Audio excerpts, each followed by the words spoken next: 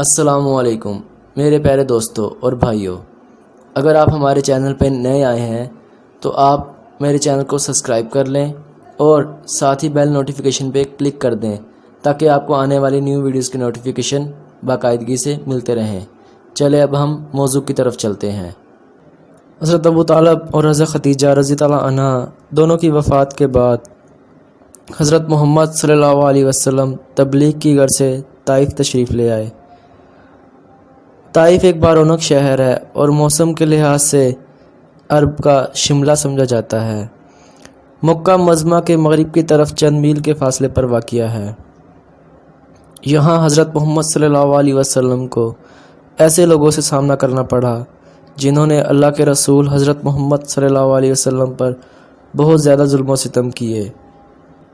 طائف کے بڑے بڑے لوگوں نے لوگوں کو اللہ کے رسول کے پیچھے لگوا دیا اور لوگوں نے اللہ کے رسول کو پتھر مارے اور پتھر مار مار کر لہو لہان کر دیا۔ حضرت محمد صلی اللہ علیہ وسلم کے ساتھ ان کا ایک غلام تھا۔ جب حضرت محمد صلی اللہ علیہ وسلم پتھروں کی وجہ سے لہو لہان ہو گئے تو ان کے غلام نے اللہ کے رسول حضرت محمد صلی اللہ علیہ وسلم کو سہارا دیتے ہوئے ایک باغ کے اندر لے گئے اور انگوروں کے بیلوں کے سائے کے نیچے لٹا دیا۔ یہ باغ قریش کے سب سے بڑے زمیندار ربیعہ کا تھا۔ ربیعہ کے دونوں بیٹے شیبہ اور عتبہ یہاں آئے ہوئے تھے۔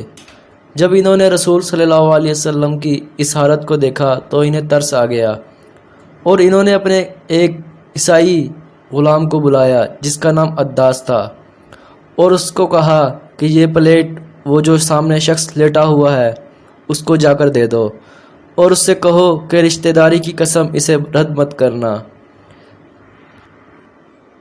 جب عداس حضرت محمد صلی اللہ علیہ وسلم کے پاس آیا اور پلیٹ دی کہ یہ کھا لیجئے تو اللہ کے رسول صلی اللہ علیہ وسلم نے انگور کھانے سے پہلے بسم اللہ پڑھی تو عداس حیران رہ گیا اور کہا، اے صاحب، یہ الفاظ تو یہاں کوئی بھی نہیں بولتا۔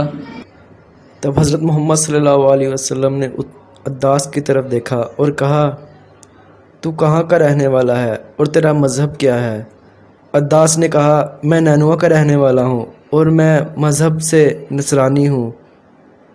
تو رسول صلی اللہ علیہ وسلم نے فرمایا، مطلب کہ تو یونس علیہ السلام کے شہر سے رہنے والا ہے؟ تو اللہ کے رسول نے فرمایا، وہ اللہ کا رسول تھا اور میں بھی اللہ کا رسول ہوں۔